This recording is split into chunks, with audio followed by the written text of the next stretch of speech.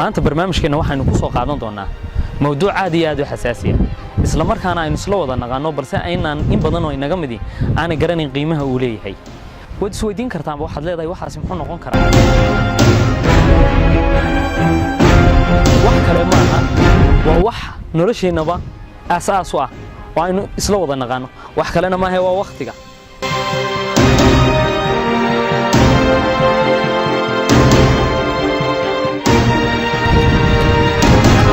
haddii aad dhalinyaranimadaada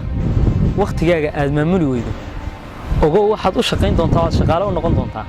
qof waqtigiisa maamulay